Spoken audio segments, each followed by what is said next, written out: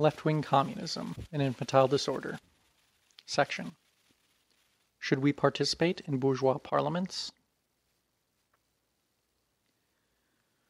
It is with the utmost contempt and the utmost levity that the German left communists reply to this question in the negative. Their arguments? In the passage quoted above, we read, quote, "All reversion to parliamentary forms of struggle, which have become historically and politically obsolete, must be emphatically rejected." End quote. This is said with ridiculous pretentiousness, and is patently wrong. Quote, "Reversion to parliamentarism, forsooth. Perhaps there is already a Soviet Republic in Germany. It does not look like it. How, then, can one speak of, quote, reversion? Is this not an empty phrase?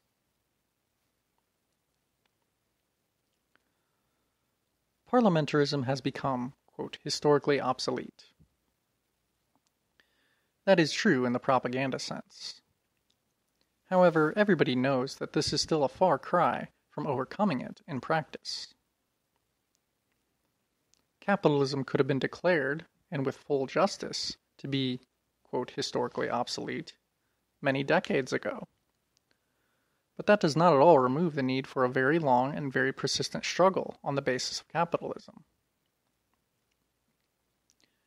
Parliamentarism is historically obsolete from the standpoint of world history, i.e., the era of bourgeois parliamentarism is over, and the era of the proletarian dictatorship has begun. That is incontestable. But world history is counted in decades. 10 or 20 years earlier or later makes no difference when measured with the yardstick of world history. From the standpoint of world history, it is a trifle that cannot be considered even approximately. But for that very reason, it is a glaring theoretical error to apply the yardstick of world history to practical politics. Is parliamentarism, quote, politically obsolete? That is quite a different matter. If that were true, the position of the lefts would be a strong one. But it has to be proved by a most searching analysis, and the lefts do not even know how to approach the matter.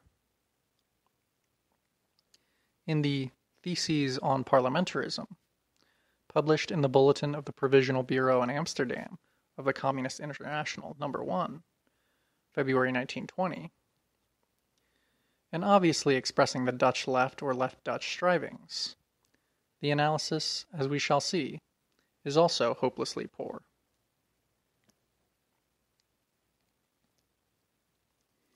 In the first place, contrary to the opinions of such outstanding political leaders as Rosa Luxemburg and Karl Liebknecht, the German lefts, as we know, considered parliamentarism, quote, politically obsolete, even in January 1919.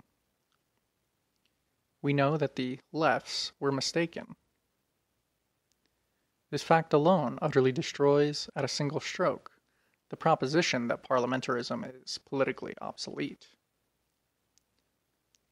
It is for the lefts to prove why their error, indisputable at that time, is no longer an error. They do not and cannot produce even a shred of proof. A political party's attitude towards its own mistakes is one of the most important and surest ways of judging how earnest the party is, and how it fulfills its practice, its obligations towards its class and the working people. Frankly acknowledging a mistake, ascertaining the reasons for it, analyzing the conditions that have led up to it, and thrashing out the means of its rectification. That is the hallmark of a serious party. That is how it should perform its duties, and how it should educate and train its class, and then the masses. By failing to fulfill this duty, and give the utmost attention and consideration to the study of their patent error, the lefts in Germany and in Holland have proved that they are not a party of a class, but a circle, not a party of the masses, but a group of intellectualists and of a few workers who ape the worst features of intellectualism. Second, in the same pamphlet of the Frankfurt group of lefts, we have already cited in detail, we read, quote, "The millions of workers who still follow the policy of the Center, the Catholic Center Party, are counter-revolutionary. The rural proletarians provide the legions of counter-revolutionary troops." End quote.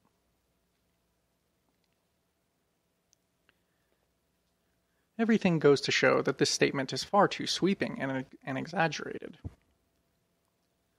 But the basic fact set forth here is incontrovertible, and its acknowledgement by lefts is particularly clear evidence of their mistake. How can one say that parliamentarism is politically obsolete when millions and legions of proletarians are not only still in favor of parliamentarism in general, but are downright counter-revolutionary? It is obvious that parliamentarism in Germany is not yet politically obsolete. It is obvious that the lefts in Germany have mistaken their desire, their politico-ideological attitude, for objective reality. That is a most dangerous mistake for revolutionaries to make. In Russia, where, over a particularly long period and in particularly varied forms, the most brutal and savage yoke of Tsarism produced revolutionaries of diverse shades, revolutionaries who displayed amazing devotion, enthusiasm, heroism, and willpower. In Russia, we have observed this mistake of the revolutionaries at very close quarters. We have studied it very attentively, and have a first-hand knowledge of it.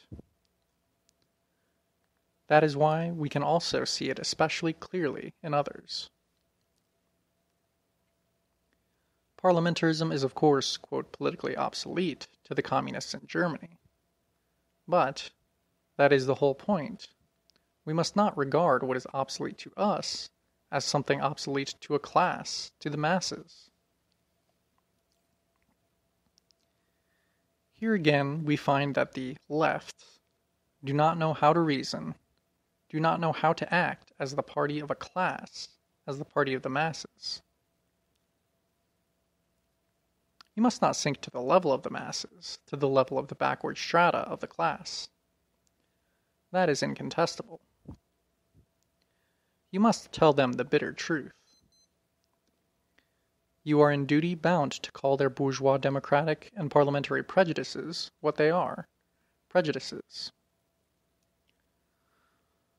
But at the same time, you must soberly follow the actual state of the class consciousness and preparedness of the entire class, not only of its communist vanguard, and of all the working people, but of all the working people, not only of their advanced elements.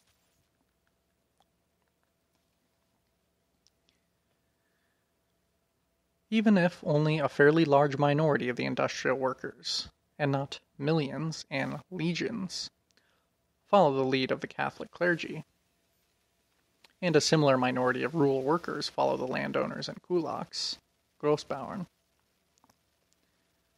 it undoubtedly signifies that parliamentarism in Germany has not yet politically outlived itself, that participation in parliamentary elections and in the struggle on the parliamentary rostrum is obligatory on the party of the revolutionary proletariat, specifically for the purpose of educating the backward strata of its own class, and for the purpose of awakening and enlightening the undeveloped, downtrodden, and ignorant rural masses.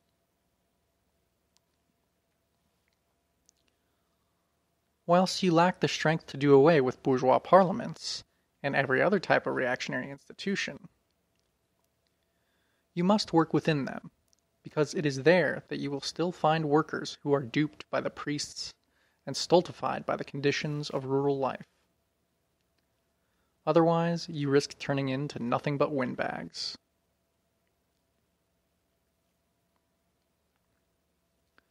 Third, the, quote, left communists have a great deal to say in praise of us Bolsheviks. One sometimes feels like telling them to praise us less and to try to get a better knowledge of the Bolsheviks' tactics. We took part in the elections to the Constituent Assembly, the Russian Bourgeois Parliament, in September to November 1917. Were our tactics correct or not?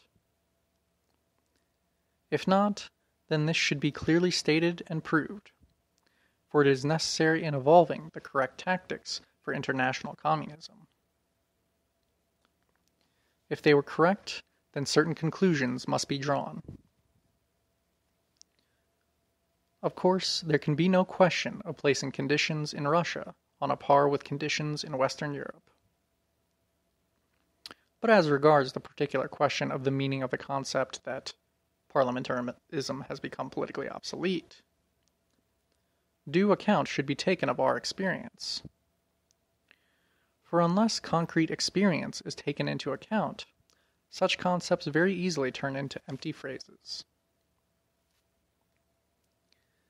In September to November 1917, did we, the Russian Bolsheviks, not have more right than any Western communists to consider that parliamentarism was politically obsolete in Russia?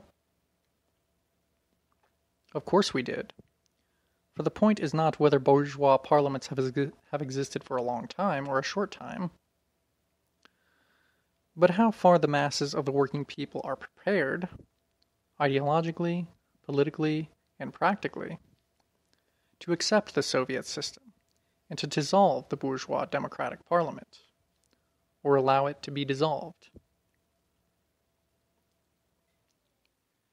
It is an absolutely incontestable and fully established historical fact that, in September to November 1917, the urban working class and the soldiers and peasants of Russia were, because of a number of special conditions, exceptionally well prepared to accept the Soviet system and to disband the most democratic of bourgeois parliaments.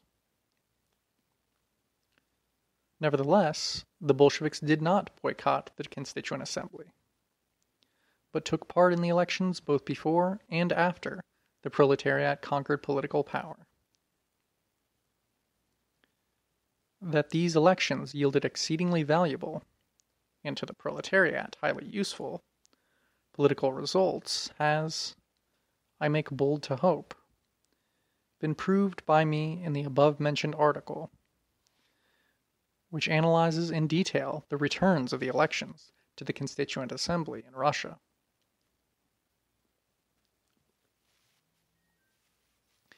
The conclusion which follows from this is absolutely incontrovertible.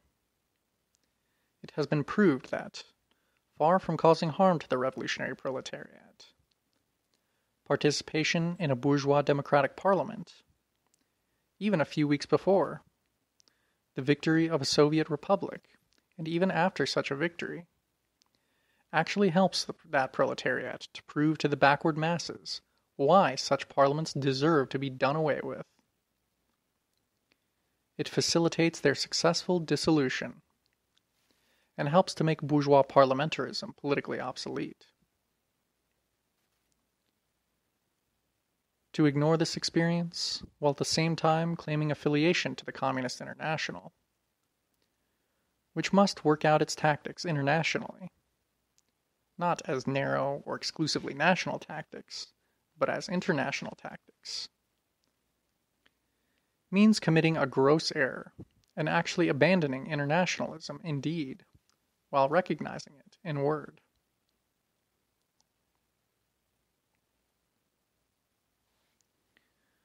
Now let us examine the Dutch left arguments in favor of non-participation in parliaments. The following is the text of the theses number 4, the most important of the above-mentioned Dutch theses. Quote, when the capitalist system of production has broken down, and society is in a state of revolution, parliamentary action gradually loses importance as compared with the action of the masses themselves. When in these conditions, Parliament becomes the center and organ of the counter-revolution, whilst on the other hand, the laboring class builds up the instruments of its power in the Soviets. It may even prove necessary to abstain from all and any participation in parliamentary action. End quote. The first sentence is obviously wrong, since action by the masses, a big strike for instance, is more important than parliamentary activity at all times, and not only during a revolution or in a revolutionary situation. This obviously untenable and historically and politically incorrect argument merely shows very clearly that the authors completely ignore both the general European experience, the French experience before the revolutions of 1848 and 1870, the German experience of 1878 to 90, etc., and the Russian experience, see above, of the importance of combining legal and illegal struggle.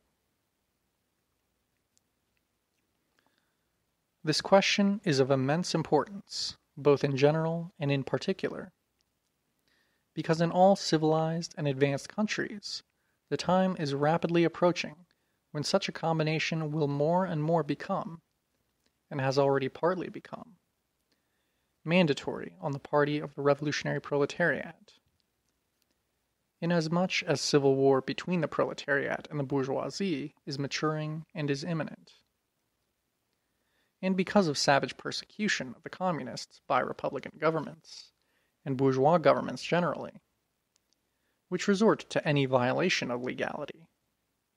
The example of America is edifying enough, etc. The Dutch and the lefts in general have utterly failed to understand this highly important question.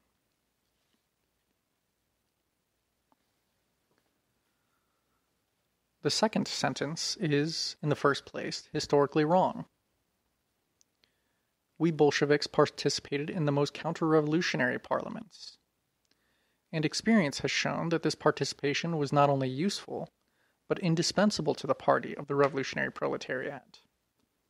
After the first bourgeois revolution in Russia, 1905, so as to pave the way for the second bourgeois revolution, February 1917, and then for the Socialist Revolution, October 1917.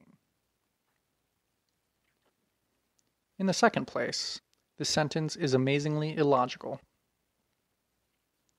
If a parliament becomes an organ and a, quote, center, in reality it has never been and never can be a center, but that is by the way, of counter-revolution, while the workers are building up the instruments of their power in the form of the Soviets, then it follows that the workers must prepare, ideologically, politically, and technically, for the struggle of the Soviets against Parliament, for the dispersal of Parliament by the Soviets. But it does not at all follow that this dispersal is hindered, or is not facilitated, by the presence of a Soviet opposition within the counter-revolutionary parliament.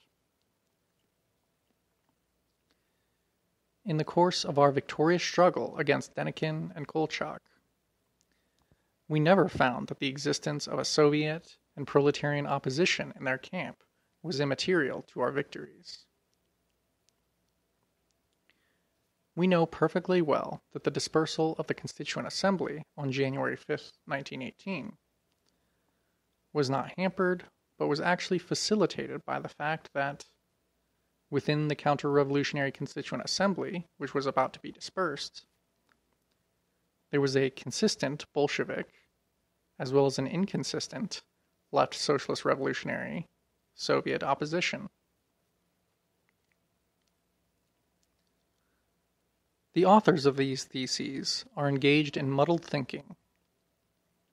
They have forgotten the experience of many, if not all, revolutions, which shows the great usefulness, during a revolution, of a combination of mass action outside a reactionary parliament with an opposition sympathetic to, or better still, directly supporting, the revolution within it.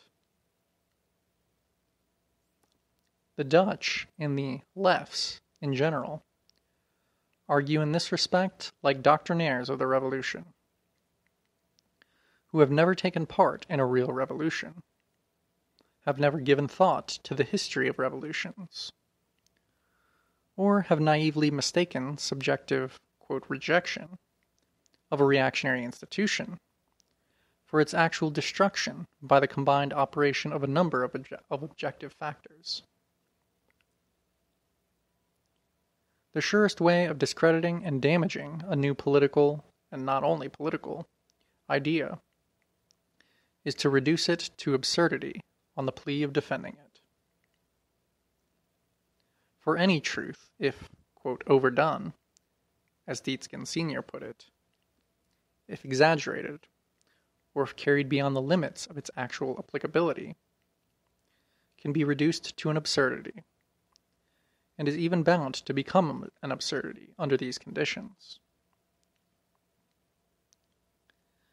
That is just the kind of disservice the Dutch and German lefts are rendering to the new truth of the Soviet form of government being superior to bourgeois democratic parliaments.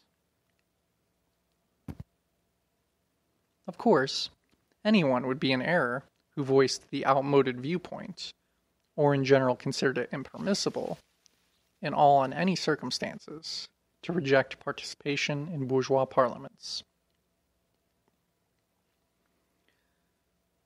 I cannot attempt here to formulate the conditions under which a boycott is useful, since the object of this pamphlet is far more modest, namely, to study Russian experience in connection with certain topical questions of international communist tactics. Russian experience has provided us with one successful and correct instance, and another that was incorrect, 1906, of the use of a boycott by the Bolsheviks.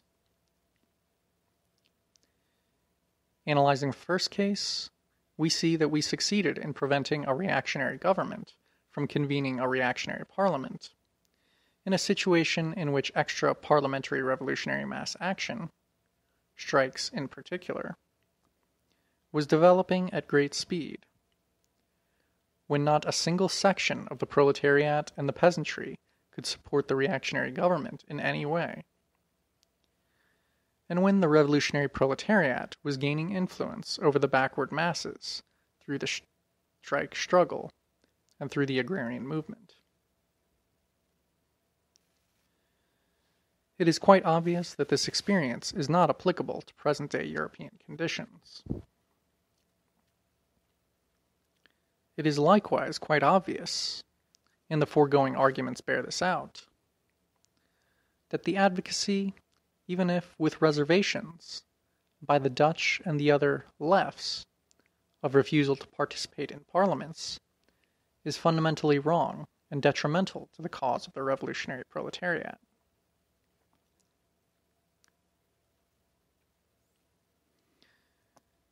In Western Europe and America, Parliament has become most odious to the revolutionary vanguard of the working class. That cannot be denied.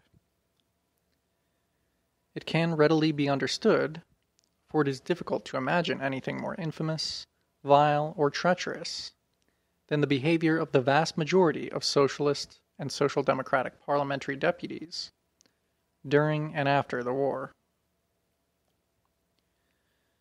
It would, however, be not only unreasonable, but actually criminal to yield to this mood when deciding how this generally recognized evil should be fought. In many countries of Western Europe, the revolutionary mood, we might say, is at present a, quote, novelty, or a rarity, which has all too long been vainly and impatiently awaited. Perhaps that is why people so easily yield to that mood. certainly without a revolutionary mood among the masses, and without conditions facilitating the growth of this mood, revolutionary tactics will never develop into action. In Russia, however, lengthy, painful, and sanguinary experience has taught us the truth that revolutionary tactics cannot be built on a revolutionary mood alone. Tactics must be based on a sober and strictly objective appraisal of all the class forces in a particular state, and of the states that surround it, and of all states the world over, as well as of the experience of revolutionary movements. It is very easy to show one's, quote, revolutionary temper merely by hurling abuse at parliamentary opportunism, or merely by repudiating a participation in parliaments.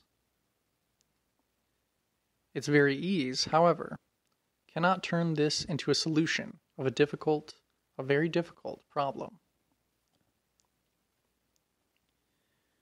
It is far more difficult to create a really revolutionary parliamentary group in a European parliament than it was in Russia. That stands to reason. But it is only a particular expression of the general truth that it was easy for Russia, in the specific and historically unique situation of 1917, to start the socialist revolution. But it will be more difficult for Russia than for the European countries to continue the revolution and bring it to its consummation. I had occasion to point this out already at the beginning of 1918, and our experience of the past 2 years has entirely confirmed the correctness of this view.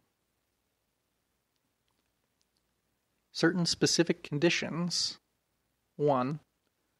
The possibility of linking up the Soviet Revolution with the ending, as a consequence of this revolution, of the imperialist war, which had exhausted the workers and peasants to an incredible degree. 2. The possibility of taking temporary advantage of the mortal conflicts between the world's 2 most powerful groups of imperialist robbers, who were unable to unite against their Soviet enemy. 3.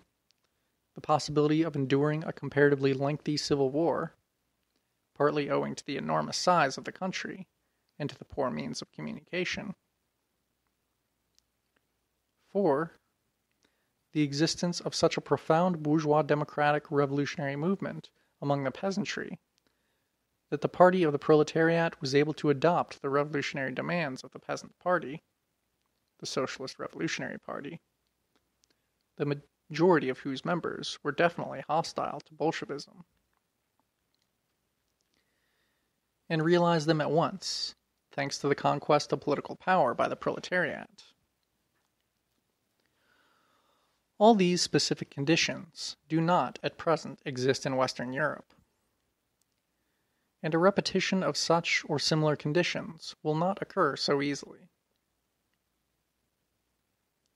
Incidentally, apart from a number of other causes, that is why it is more difficult for Western Europe to start a socialist revolution than it was for us.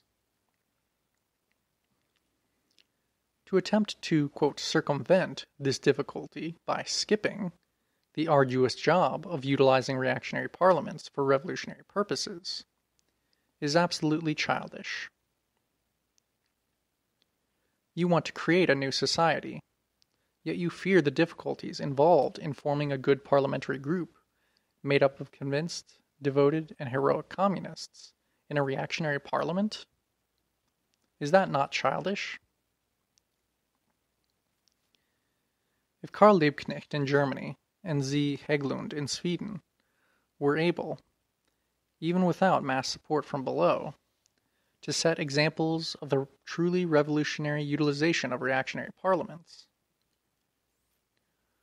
why should a rapidly growing revolutionary mass party, in the midst of the post-war disillusionment and embitterment of the masses, be unable to forge a communist group in the worst of parliaments? It is because, in Western Europe, the backward masses of the workers, and, to an even greater degree, of the small peasants, are much more imbued with bourgeois democratic and parliamentary prejudices than they were in Russia. Because of that, it is only from within such institutions as bourgeois parliaments that communists can and must wage a long and persistent struggle, undaunted by any difficulties, to expose, dispel, and overcome these prejudices.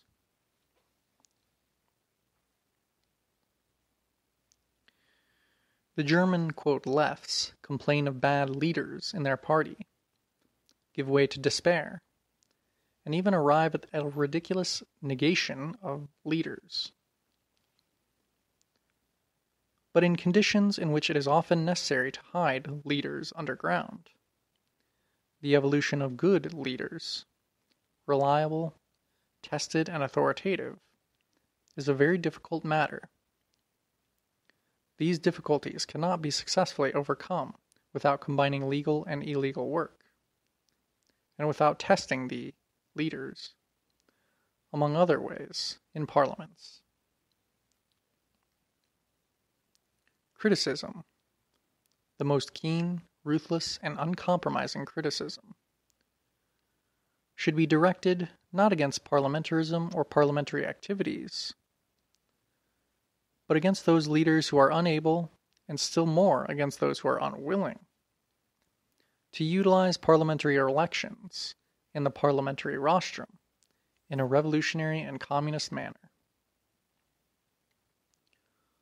Only such criticism, combined, of course, with the dismissal of incapable leaders and their replacement by capable ones, will constitute useful and fruitful revolutionary work that will simultaneously train the leaders to be worthy of the working class and of all working people, and train the masses to be able properly to understand the political situation and the often very complicated and intricate tasks that spring from that situation. End of section.